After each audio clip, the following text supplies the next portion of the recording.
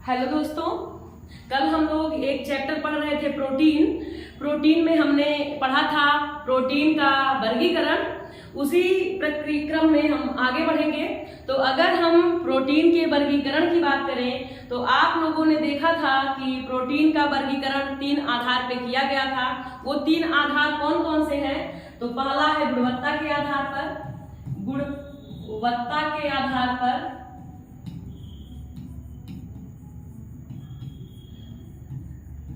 दूसरा है प्राप्ति के स्रोत के आधार पर, प्राप्ति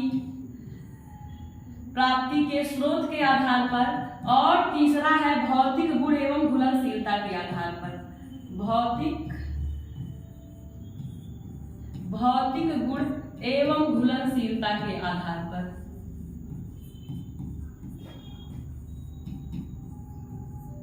ये हम लोग कल पढ़े थे, ये हम लोगों ने पढ़ा था।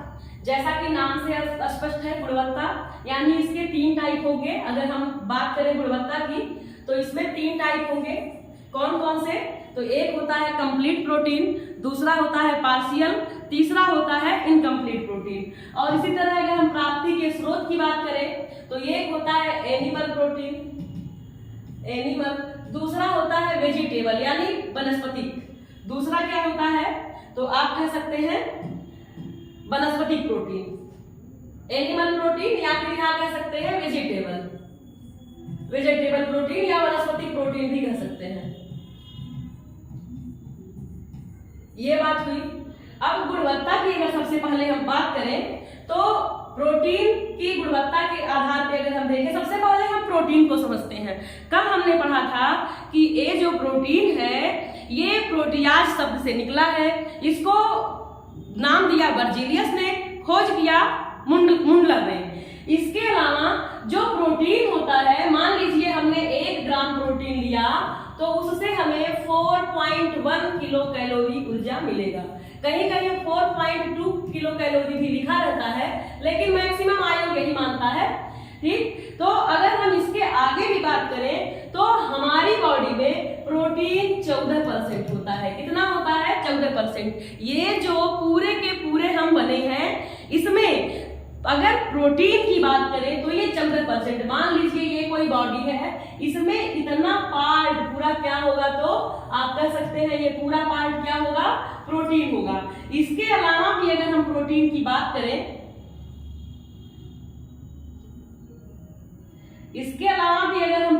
बात करें, तो आप देखेंगे जितना भी फूड हम लेते हैं, जो 6 मुख्य पोषक तत्व होते हैं, तो वो 2 कैटेगरी में बांटा गया है। एक माइक्रो, दूसरा मैक्रो। माइक्रो और मैक्रो। माइक्रो का मतलब सूक्ष्म पोषक तत्व, जो जिसकी मात्रा हमारे शरीर में कम होती है तब भी हम स्वस्थ रहते हैं। और ये दीर्घ मात्रिक, इसे हम दीर्घ मात्रिक कह सकते हैं, और इसे हम सूक्ष्म मात्रिक कह सकते हैं। अब दीर्घ में क्या होगा? जिससे हम खाने में ज्यादा लेते हैं, जिससे हमें एनर्जी ज्यादा मिलती है, जो हमारे भोजन में, इसके अलावा हमारे स्वास्थ्य में भी बहुत ज्यादा अहम भूमिका निभाता है। तो अगर हम इसकी बात करें, मैक्रो न्यूट्रिएंट की बात करें, तो इसमें सबसे पहला आता है कार्बोहाइड्रेट, दूसरा आता है प्रोटीन, और तीसरा आता है आपका क्या? फैट। तीसरा क्या आता है? फैट। इसी तरह अगर सूक्ष्म मात्रिक की बात करें तो सबसे पहले हमारा आता है विटामिन, और दूसरा आता है हमारा क्या? मिनरल्स। क्या आता है? मिनरल्स। और जल तो हमारे शरीर में होता ही है। ये हमारे दीर्घ मात्रिक, ये हमारे सूक्ष्म मात्रिक। इसमें भी हमने पढ़ा कि ये जो प्रोटीन है इसका प्रथम स्थान है हमारी बॉडी में। तो प्रथम स्थान क्यों है हम इसको समझेंगे। क्योंकि प्रोटीन हमारे बॉडी में 14% स्थान रखता है। इसके अलावा हमारे बाल पूरे के पूरे हम प्रोटीन से ही बने होते हैं। कैसे बने होते हैं? आप जानते हैं कि जो हमारा शरीर है छोटी से छोटी इकाई कोशिका से बनी है। तो कह सकते हैं सेल यानी कोशिका जो हमारे शरीर की सबसे छोटी इकाई है, सभी के शरीर की कोशिका से ही बनते हैं उत्तक यानी टिश्यूज, उत्तक, और उत्तक से ही बनते हैं क्या? ऊतक से ही बनते हैं अंग यानी ऑर्गन, और अंग से ही बनते हैं अंगतंत्र।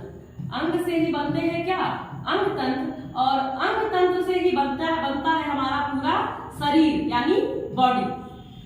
ये पूरा शरीर, सेल से बनता है टिश्यूज, टिश्यूज से बनता है अंग यानी ऑर्गन, और ऑर्गन से बनता है ऑर्गन सिस्टम से बनता है शरीर। तो आप समझ पा रहे हैं वृद्धि विकास में, निर्माण में ये कौन भूमिका निभा रहा है? ये हमारा प्रोटीन भूमिका निभा रहा है।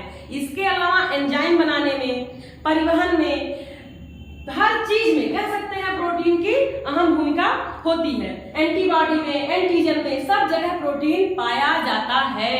तो प्रोटीन की इसलिए अहम भूमिका है। इसके अलावा अगर हम प्रोटीन की बात करें तो सबसे पहले आपने यहां देखा था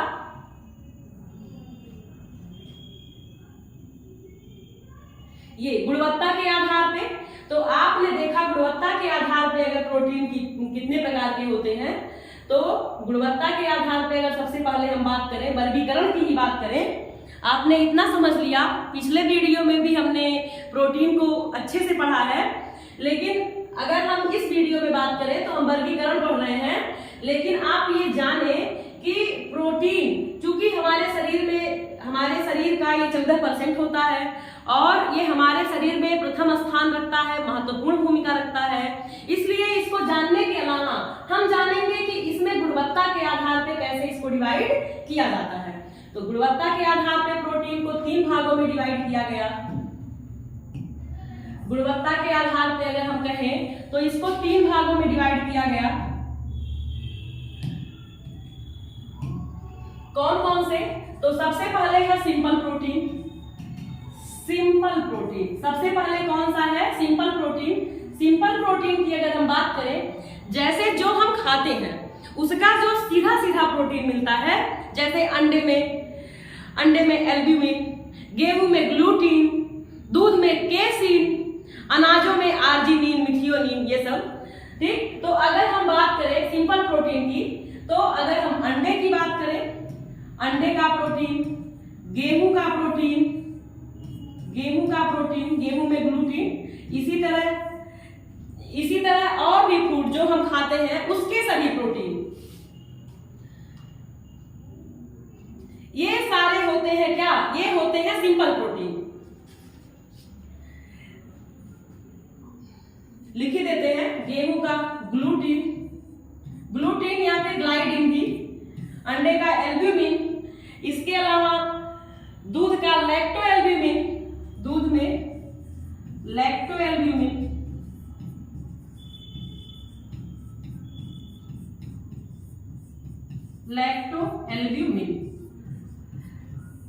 मक्के का प्रोटीन, मक्के में जैसे आप सभी जानते हैं जीन होता है, ये मैंने कुछ सही नहीं लिखा है, ओ सॉरी, सारा ही क्लीन हो गया।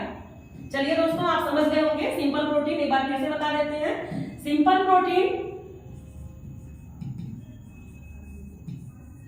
जो हमने अनाज लिया, जैसे कि मक्के का जीन प्रोटीन, अंडे का एल्ब्यूमिन, दूध का लैक्टोएल्ब्यूमिन, मांसपेशियों में हमारी ग्लोब्यूलिन,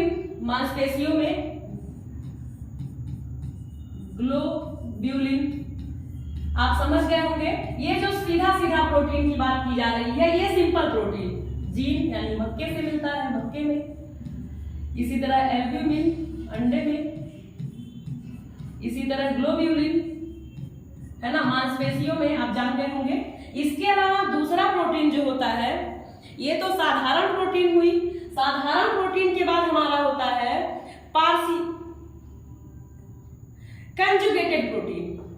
कंजुगेटेड प्रोटीन क्या होता है भाई? तो कंजुगेटेड प्रोटीन की अगर हम बात करें सबसे पहले, तो जैसे ये प्रोटीन है, मक्के का जीन, या फिर ये ग्लोब्यूलिन, या फिर ये एल्ब्यूमिन, ये सीधा प्रोटीन है। अगर हम वही व्युत्पन्न प्रोटीन की बात करें, या फिर कंजुगेटेड प्रोटीन की बात करें, तो व्युत्पन्न प्रोटीन और कंजुगेटेड प्रोटीन को हम समझेंगे अगर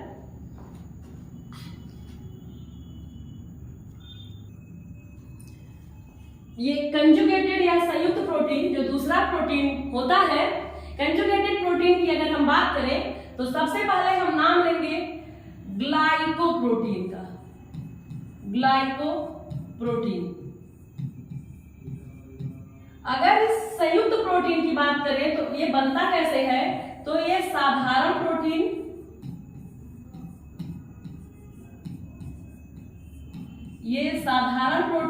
प्लस कार्बोज, ये बराबर बन जाता है क्या, ये बन जाता है संयुक्त प्रोटीन।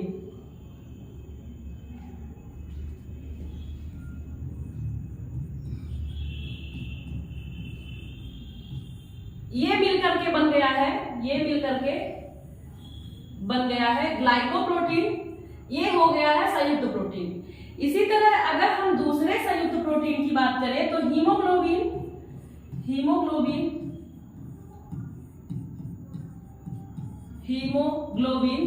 ये कैसे बना है, तो आप यहां देख सकते हैं हिम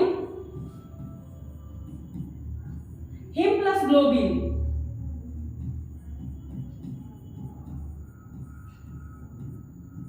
यहां देखिए ग्लाइकोप्रोटीन साधारण प्रोटीन प्लस कार्बोज, ये ग्लाइकोप्रोटीन अंडे में पाया जाता है। इसी तरह हिम क्या है, आयरन है। ग्लोबिन क्या है, तो ये किसमें पाया जाएगा, आप खुद सर्च करेंगे।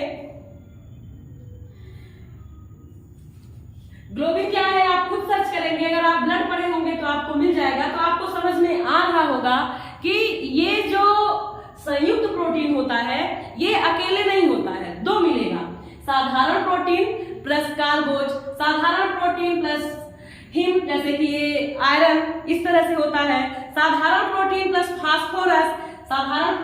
फास्फोरस मिलेगा अगर, तो क्या बनेगा, साधारण प्रोटीन प्लस फास्फोरस, तो ये क्या बनेगा, तो आप कह सकते हैं फास्फोप्रोटीन।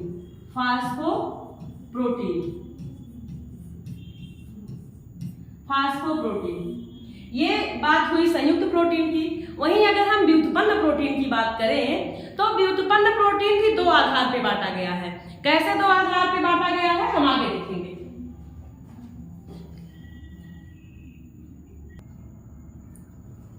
अगर व्युत्पन्न प्रोटीन की बात करें तो डाइड प्रोटीन या व्युत्पन्न प्रोटीन भी दो टाइप का होता है। पहला है प्राथमिक व्युत्पन्न प्रोटीन, दूसरा है द्वितीयक व्युत्पन्न प्रोटीन। प्राथमिक व्युत्पन्न प्रोटीन की अगर बात करें तो सबसे पहले होता है प्रोटीन साधारण प्रोटीन। ये अम्ल एवं एंजाइम के प्रारंभिक क्रिया, जब अम्ल और एंजाइम हमारे शरीर में जाते हैं उनके प्रारंभिक क्रिया जो घुलनशील नहीं होते हैं, ऐसे प्रोटीन को कहते हैं प्राथमिक प्रोटीन में प्रोटीन। जैसे कि हमारे रक्त में फाइब्रिन और दूध में केसीन, ये प्रोटीन के एग्जाम्पल हैं जो अम्ल एवं एंजाइम के प्रारंभिक क्रिया के बाद उत्पन्न होते हैं। इसके बाद अगर मेटा प्रोटीन की बात करें तो ये क्षारों में अघुलनशील, अम्ल एवं क्षार के घोल में घुलनशील होते हैं। क्षारों में तो घुल जाएंगे, क्षार में तो अघुलनशील होते हैं, क्षार में अघुलनशील, लेकिन अम्ल एवं क्षार में ये घुलनशील हो जाते हैं, जैसे कि अंडे का एल्ब्यूमिन। इसी तरह जमे हुए प्रोटीन, ये उच्च ताप पे जब प्रोटीन से प्रतिक्रिया कराई जाती है, क्रिया कराई जाती है, तब ये जमे हुए प्रोटीन बनते हैं। ये कौन सा होता है, तो एल्ब्यूमिन, उबले अंडे का जो प्रोटीन होता है वो जमे हुए प्रोटीन का रूप है। यानी जो डाइवर्ट प्रोटीन का प्राथमिक रूप है, पहला है प्रोटीन जो अम्ल एवं एंजाइम का प्रारंभिक क्रिया होता है एज ए फाइब्रिन या केसीन। इसी तरह मेटा प्रोटीन, आप जानते होंगे फाइब्रिन हमारे रक्त का प्रोटीन, केसीन दूध का प्रोटीन। इसी तरह मेटा प्रोटीन क्षारों में अघुलनशील, लेकिन जो इसके बाद का प्रोसेस है अम्ल एवं क्षार के घोल में घुलनशील। जमे हुए प्रोटीन, जब जमा हुआ प्रोटीन जब उच्च ताप पे क्रिया करता है तो उसका एल्ब्यूमिन इस श्रेणी में आता है प्राथमिक व्युत्पन्न प्रोटीन की श्रेणी में। इसी तरह प्राथमिक व्युत्पन्न प्रोटीन की द्वितीयक श्रेणी क्या है, तो सबसे पहले होता है पेप्टोन यानी ये प्रोटीन की पाचन के बाद उत्पन्न होता है, पेप्टोन बनता है। इसी तरह दूसरा होता है प्रोटियोज, ये घुलनशील होते हैं, लेकिन उच्च ताप पर ये प्रोटीन की भांति नहीं होते हैं। प्रोटीन की भांति ये पाचन के बाद नहीं बनते हैं। इसके बाद है पेप्टाइड। 2 या 2 से अधिक अमीनो अम्ल जुड़ने पर ये पेप्टाइड बनते हैं। आप सभी को ज्ञात है कि जो हमारा प्रोटीन है ये पेप्टाइड बॉन्ड से ही बंधा होता है। हमारा प्रोटीन किससे बंधा होता है? तो पेप्टाइड बॉन्ड से, पेप्टाइड बंध से ही हमारा प्रोटीन यानी अमीनो अम्ल, इस तरह से कह सकते हैं, इस तरह से कुछ, ये तो मैं दूर बना दे रही हूं, इस तरह से ये अमीनो अम्ल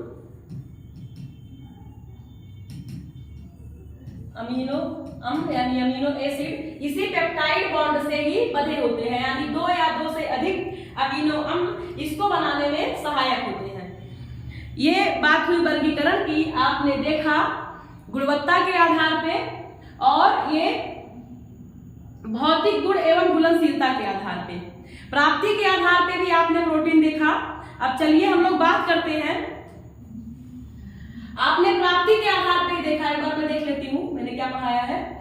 ये व्युत्पन्न प्रोटीन, संयुक्त प्रोटीन, ये हम लोग किसके आधार पे देखे हैं? तो घुलनशीलता एवं भौतिक गुण के आधार पे हम लोगों ने देखा है।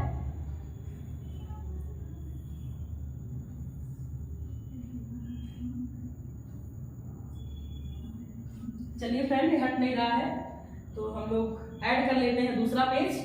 हमने देखा वर्गीकरण में घुलनशील एवं गुणवत्ता के आधार पे और प्राप्ति के आधार पे भी आपने समझा।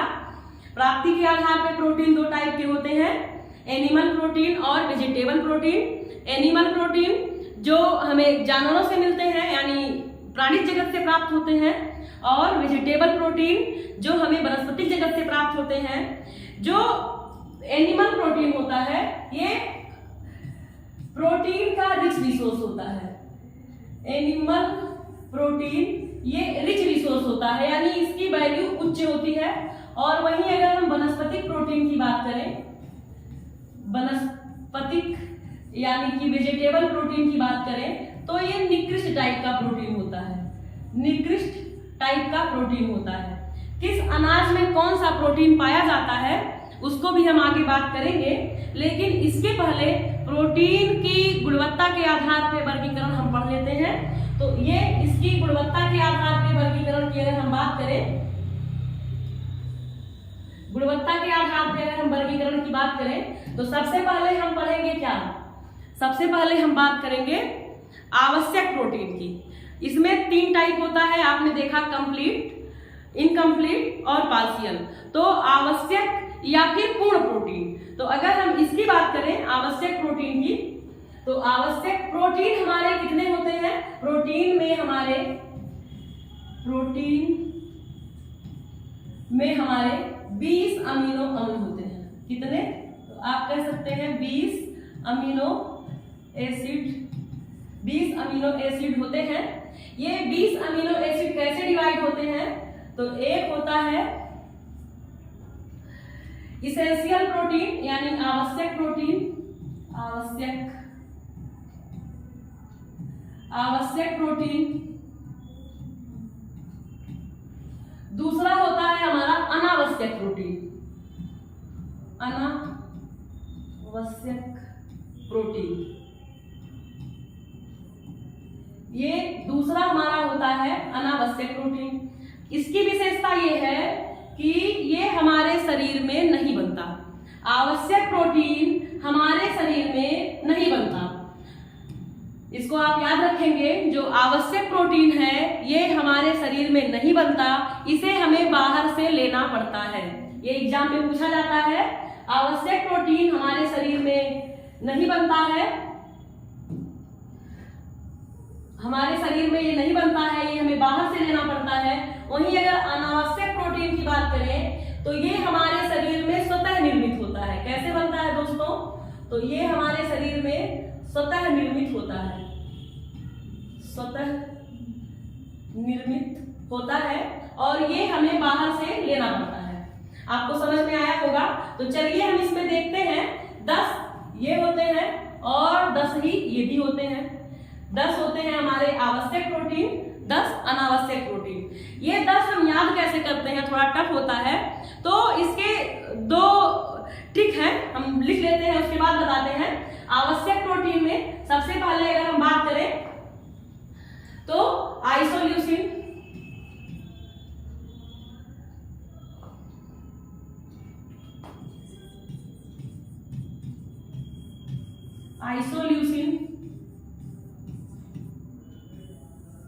हिस्टीडीन,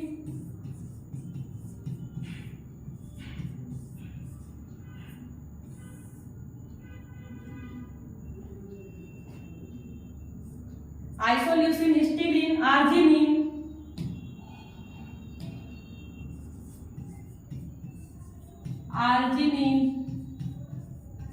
ल्यूसीन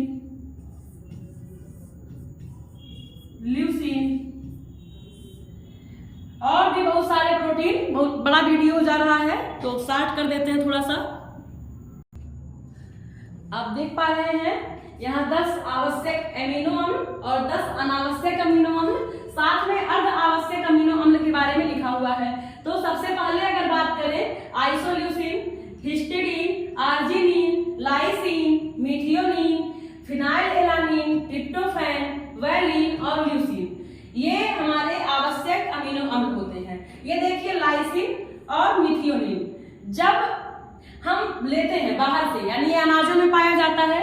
इसके अलावा हिस्टीडीन ये शिशुओं के लिए आवश्यक होता है। ये किसके लिए आवश्यक होता है, तो हम कह सकते हैं हिस्टीडीन, यहाँ पे भी लिख सकते हैं हिस्टीडीन शिशुओं के लिए और आर्जिनिन किशोरों के लिए। इसके अलावा अनावश्यक की बात करें तो ये हमारे शरीर में स्वतः बनते हैं। कौन कौन से, alanine, asparagine, aspartate, glutamate, serine, glutamine, proline और टायरोसिन। इसके अलावा जो अर्ध आवश्यक अमीनो अम्ल होता है दोस्तों, ये अर्ध आवश्यक का ये मतलब होता है कुछ एज के बाद ये प्रोटीन हमारे शरीर में बनने लगते हैं या हमारे लिए बहुत आवश्यक नहीं रह जाते हैं। जैसे कि सबसे पहले अगर हम बात करें ये हिस्टीडीन की, तो ये नवजात शिशुओं के लिए आवश्यक होता है। नवजात शिशु के लिए जब हम बड़े हो जाते हैं तो हमारे शरीर में बनने लगता है। इसी तरह आर्जिनिन ये किशोरों के लिए,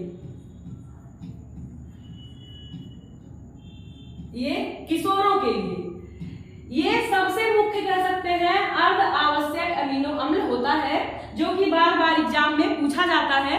ये वीडियो काफी लंबा हो गया है, इसलिए मैंने बीच में रुक करके लिख दिया है इसको। अब इसको हम याद कैसे करेंगे, तो आप हिप्पोपट्टम या फिर मिथप्रिट आहियाला मिथप्रिट वैल्यू के नाम से याद कर सकते हैं। ये कैसे बनेगा तो बता देते हैं। ये आ और ही जोड़ देंगे, आही, और फिर ये आला, आही आला, और ये मी और थ्रियोनिन होगा यहाँ पे मिथियोनिन, थ्रियोनिन, मिथिफ्रिटिन, फिनाइलएलानिन और ट्रिप्टोफैन, यहाँ पे थ्रियोनिन लिख देते हैं, थ्रियोनिन, और ये फिनाइल और वैलिन और ल्यूसीन। इसी तरह आप एक याद कर लेंगे, सब याद हो जाएगा।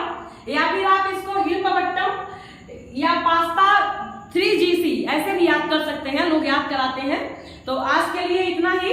इसके बाद हम नेक्स्ट वीडियो में देखेंगे कि आप कैसे इसको याद करेंगे। Thank you for watching.